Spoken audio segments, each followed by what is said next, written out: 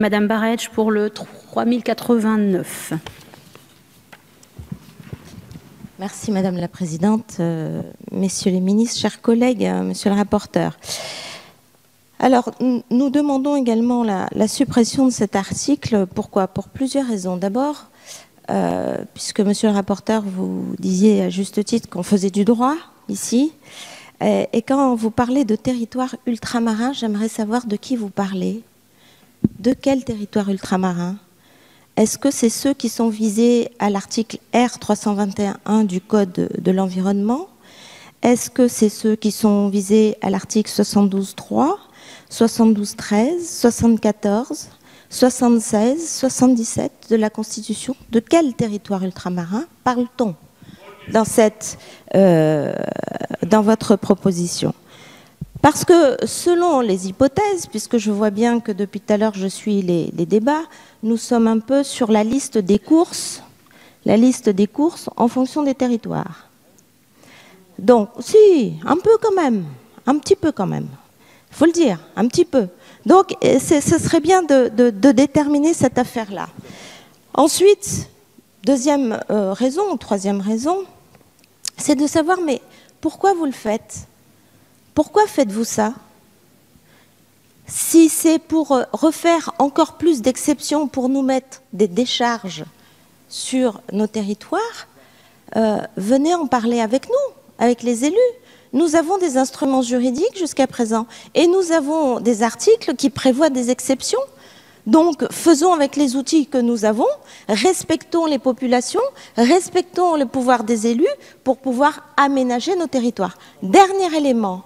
Nous sommes sur des territoires insulaires ou assimilés, je parle de la Guyane. Et donc, tout ce qui peut déraper sur l'aménagement du territoire est vital. Est vital. C'est une question pour nous de vie ou de mort. Donc c'est extrêmement dangereux de prendre des décisions telles que vous voulez prendre sans étude d'impact, sans évaluation, sans discuter avec les élus et sans connaissance précise de ce qui se passe sur nos territoires. J'aimerais que chacun puisse s'exprimer sur ce qu'est Mayotte, ce qu'est la Nouvelle-Calédonie, ce qu'est la Polynésie, ce qu'est la Réunion, sur qu'est la Martinique, ce qu'est la Guadeloupe, de façon très précise. Si les députés ici qui proposent ces amendements ont cette connaissance d'aménagement du territoire et des enjeux démographiques de nos territoires, alors faisons le débat. Mais ouvrons-le, mais véritablement. Là, cet amendement, ce que vous nous proposez, n'est pas acceptable. Vraiment, il n'est pas acceptable. Et il est dangereux, chers collègues. Nous n'avons rien demandé. Aucun député de Martinique, Guadeloupe, enfin, moi, j'ai rien demandé pour mon territoire. On me met une exception dans un régime déjà exceptionnel pour venir faire je ne sais pas quel projet de l'intérêt de je ne sais pas qui, et on n'en parle pas avec moi. Monsieur le rapporteur, je suis sensible à la démarche que vous faites depuis tout à l'heure. Essayez d'être dans la dentelle. Vous savez, j'ai porté une loi qui s'appelle l'égalité réelle outre-mer, qui est dans cette philosophie-là, avec l'ensemble des députés. C'était d'être dans cette dentelle-là. Ce que je demande aujourd'hui, j'ai entendu monsieur le ministre dire qu'il était favorable à cette démarche d'exception. Vous avez fait la démonstration tout à l'heure. Eh bien, excluez la Réunion de ce dispositif. Nous n'avons rien demandé, monsieur le ministre. Nous ne voulons pas de l'exception de l'exception. Nous voulons protéger notre territoire. Nous voulons préserver notre biodiversité. Nous avons un parc national chez nous de 1000 km² sur 2500 km². Nous allons avoir 1 million d'habitants avec une pression démographique. Nous savons prendre nos responsabilités dans le cadre des règles qui sont aujourd'hui imposées par la République. Laissez-nous faire. Nous ne voulons pas de cette exception de l'exception.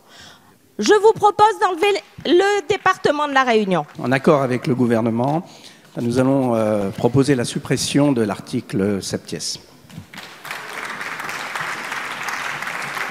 Je vous remercie. Monsieur le ministre, vous avez la parole. Oui. Non, je voudrais juste expliquer la chose. manifestement aujourd'hui,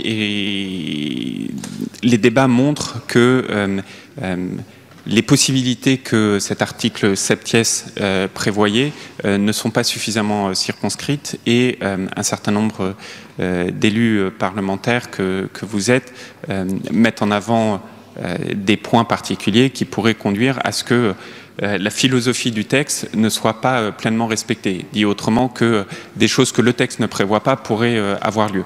Donc ce que nous vous proposons, c'est de donner un avis favorable à la suppression pour pouvoir le retravailler en amont du passage de la loi au Sénat et faire en sorte que le texte soit vraiment circonscrit lors du passage de la loi au Sénat.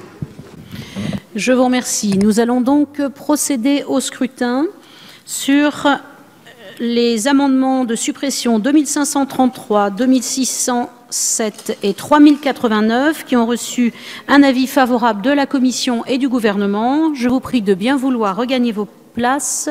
Le scrutin est ouvert.